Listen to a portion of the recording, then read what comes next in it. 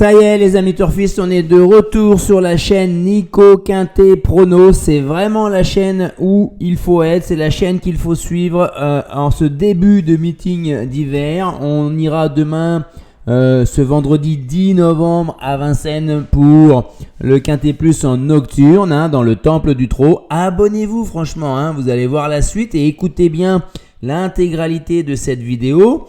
Qu'est-ce que vous allez y apprendre? Eh bien, regardez déjà, allez trouver un bilan aussi honorable depuis début novembre, le début du meeting dans les quintets de pro, puisque je ne pronostique jamais en plat, jamais en obstacle, je n'y connais absolument rien, je suis vraiment désolé.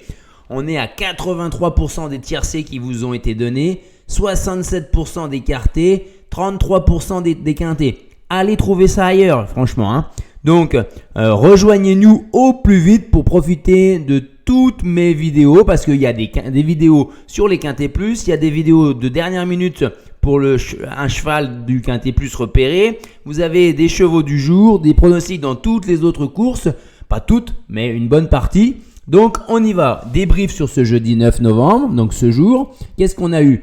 Tout simplement, tiercé, quarté, quinté, désordre avec les outsiders. Je vous avais dit qu'il y avait quasiment 11 chevaux qui pouvaient faire l'arrivée. J'ai fait les bons choix. C'est dommage parce que on buvait du petit lait. À l'amorce du dernier virage, je voyais tous les chevaux favoris qui me manquaient dans mon jeu. Le 14, le 4, le 11, le 10 qui dégueulait, qui n'avait plus aucune énergie. Et je voyais dans le dernier virage, les 7 premiers, ils filaient au poteau, c'était les 7 chevaux que vous aviez dans mon prono. Et à un moment donné, quand vous mettez dans votre prono le gagnant en tête de votre pronostic, vous dites l'ordre il est pas loin. Et puis finalement le 6 qui était bien deuxième a affaibli et le 3 est venu. Sinon on n'était pas loin de pouvoir toucher un ordre. Bon, ce n'est que partie remise, mais là ça veut dire que dans des circonstances comme ça, quand vous avez le quintet, on touche 15 bonus 4 sur 5. On touche 3 bonus 3, un quintet désordre, on touche le tiercé, le quarté désordre aussi. Donc là, on enchaîne avec ce vendredi 2700 mètres grande piste, 15 au même échelon, un très très bon lot de 5 ans en devenir qui n'ont pas gagné 180 000 euros. Donc ça veut dire que c'est des chevaux qui sont tout juste en dessous des meilleurs de leur génération. Un lot de mâles, hongres, femelles, on le voit. Je ne sais même pas s'il y a un seul mâle. Si, il y a quand même un mâle. Les deux plus riches sont des mâles, les autres c'est mâles, hongres et femelles. On est à un âge maintenant où peut-être que les femelles peuvent rivaliser plus facilement qu'avec les mâles. À 3-4 ans, c'est un peu dur. À 5 ans, là, il n'y a plus trop de courses séparées, on va dire. C'est une course très difficile. Moi, je suis parti sur mon intuition, mais on retire 3 chevaux. Les autres peuvent tous faire l'arrivée et on est obligé de retirer de notre pronostic des chevaux sur lesquels on croit. C'est là la difficulté, vraiment et après, l'ordre, je vous dis pas. Donc, allons-y. On élimine le 1 et le 6 sans regret. Les fantômes, 1-6, c'est parti. Ensuite, ma base gagnante. Là, il n'y a pas trop de surprises. Je suis parti sur le 8, Indigo de Fontaine. 17 courses seulement à son âge. C'est pas beaucoup, même par rapport aux autres de la course. 9 victoires, plus d'une victoire sur 2. Il a fait une rentrée de 102 jours. Il a très très bien fini dans un bon lot, je trouve. Il venait des derniers rangs en 4e épaisseur dans le dernier virage. Le meeting dernier, il a fait un sans faute quasiment à Vincennes. Là, il est prêt à refaire feu de tout bois et à s'imposer demain. Mais le lot est très relevé quand même. Il faudra qu'il soit en pleine forme. C'est la maison Abrivard avec le choix de notre père d'As, Alexandre Abrivard. Ensuite, je vous mets une succession de femelles. Avec en premier lieu Ilaya. Cyril Rimbaud, cette fois-ci, met JMB au sulky à la place de Yo-Yo le Bourgeois qui ne semble pas être là. Depuis en janvier 2022, c'est 13 fois sur 14 dans les 5 premiers. Elle a fait une course de rentrée après un léger break de 3 mois. Elle court certes à 10 jours, mais elle a 5 sur 5 à Vincennes, dont 3 sur 3 sur les 2700 mètres grande piste et plus dans les 5 premiers, sans victoire. Et elle a un record de 1,12,4 sur les parcours de tenue de la grande piste à Vincennes avec des ferrés des 4, 6 sur 7. Donc tous les feux sont ouverts pour qu'elle prenne une belle place dans ce quintet plus. Ensuite, on enchaîne avec le 11 Ibisabella, la jument de chez Marmion, où on met cette fois-ci Nivard. Ouais. Vels, il laisse sa place à Nivard, c'est pas courant.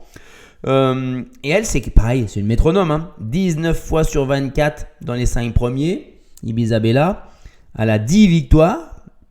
Elle s'est surtout illustrée, c'est vrai, dans les lots de femelles, avant de bien faire face au mâle, désormais par 2 fois, une deuxième et une quatrième place. À Vincennes, c'est 7 fois sur 8 dans les 5 premiers, avec un record de 1,13 sur les parcours de tenue. Donc on peut y aller. Ensuite, le 4, Isabella Ferme. Encore une autre trouvaille de ma part. Je l'ai vu courir la dernière fois. C'est la bonne note de la course. Hein. Elle a très très bien fini. Elle est sur la voie du renouveau. Elle avait rivalisé avec des chevaux encore meilleurs que ça il y a 1 an et demi. Elle a un record de 13,6. Franchement, sa dernière course, elle m'avait bien plu. Là, elle est drivée par Gabi Gelormini qui y croit quand même un petit peu. L'entraîneur Soulois, lui, la voit davantage pour une 4-5e place. Mais moi, je la mets un peu plus haute. On verra. Elle est capable de prendre un bon départ normalement et d'être placée près de la tête, ça sera important. Ensuite, on y va avec le 9 Instructor. Le deuxième atout de la maison Abrivard, avec à la drive, écoutez bien, Léo Abrivard. Pourquoi je vous en parle? Parce qu'il est en pleine forme. Aujourd'hui, avec Inma Rossa, il a fini deuxième derrière Idaho Tiar, le crack. Puis, dans la 8e course, dans un groupe 3 pour les femelles, avec Chiara de Vandel, il l'a emporté à 50 contre 1. Instructor, il est dans ses gains, il est bien dans cette catégorie. Maintenant, c'est plutôt des places que de la gagne. Il pourrait manquer d'un parcours au cas où parce qu'il a été disqualifié au départ dans la seule course qu'il a faite depuis sa rentrée.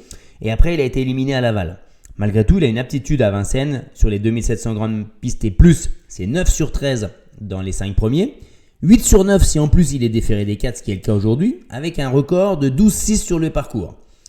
Bon, donc il faut savoir quand même qu'en janvier de l'an dernier, dans le meeting d'hiver, il avait fini 4e, derrière Ino du Lupin, Itse de l'Armaker et Ena du Rib. Excusez du peu. Donc ça lui confère une bonne chance, même s'il va manquer d'un parcours, c'est pour ça que je le mets un petit peu plus bas. Instructor. Ensuite le 10, Inshot Jocelyn, devrait figurer parmi les bons chevaux favoris de la course de demain, un Garato. Il a été 2 mois sans courir, mais les Garatos sont toujours prêts. Donc c'est pas un problème, un peu comme les Soulois des fois. C'est un cheval qui est très dur, qui aime bien rouler de loin, qui ne possède pas forcément une pointe de vitesse acérée. Mais par contre, il aime bien ce parcours-là. Il y a une bonne réduction kilométrique. Sa ferrure du jour, impeccable. L'entente avec son driver, impeccable. Donc, il y a beaucoup de planètes qui sont alignées pour le voir conserver au moins une place dans le Quintet Plus. Ensuite, on enchaîne avec le 13, Illusion J-Pad, de nouveau une femelle, avec Eric Graffin à la drive, bien placé, plutôt au plafond des gains, on va dire. 175 000 euros de gains pour 180 000 le plafond. Que dire d'Illusion J-Pad? Elle vient de se préparer ferrée pour ce bel engagement. Ça sent vraiment la course visée au plafond des gains, je vous l'ai dit. Le parcours de la grande piste de Vincennes sur les parcours de tenue 5 sur 8 dans les 5 premiers. Record de 12,6. Donc ça veut dire qu'elle pourrait très bien rivaliser avec les premières places. Mais dans ce lot, sur cette distance, je lui vois plutôt une chance pour une place. Et enfin, on y va avec le 3, Ibra Mélois.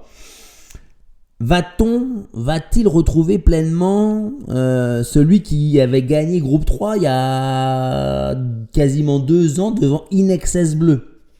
C'est ça la question. Là, sur les parcours de vitesse, de tenue de la grande piste à Vincennes, c'est 5 sur 12 dans les 5 premiers et un record de 13,1. J'ai un petit doute quand même. Il est pas super bien engagé. Mais il vient de bien courir. Donc sur sa forme par rapport à d'autres qui font leur rentrée. Et là, je pense à qui?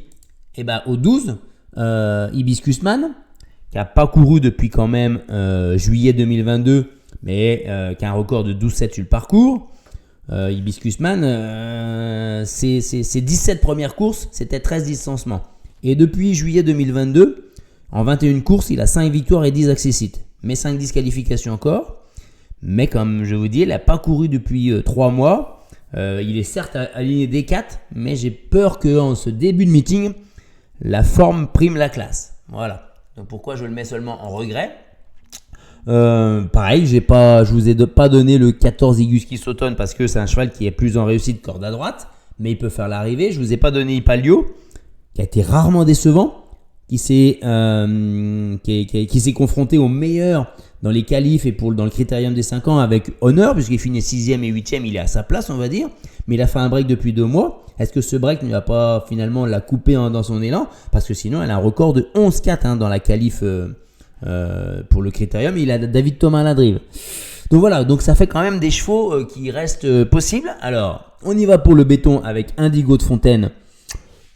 Un indice de confiance de 3 sur 5. Le copain Ilaya, même chose. Un bon indice de confiance, mais il y a tellement de possibilités pour ce quintet qu'on va pas s'enflammer, les amis. Le coquin Isabella Ferme, c'est un vrai coup de poker avec 40 contre 1 d'espérer. Et la déception, Ifai Tailou, j'y crois plus beaucoup. Il commence à devenir dur avec ses gains. Et ben nous, on va faire un petit break ce week-end puisque samedi et dimanche, les quintets ne sont pas au trot. On se reverra donc pour lundi, le quintet de Vincennes à lundi. Donc je ferai une vidéo dimanche. Entre-temps, je vais vous faire des vidéos sur les dernières minutes, des chevaux repérés, cheval du jour et ainsi de suite. Donc on s'abonne et on soutient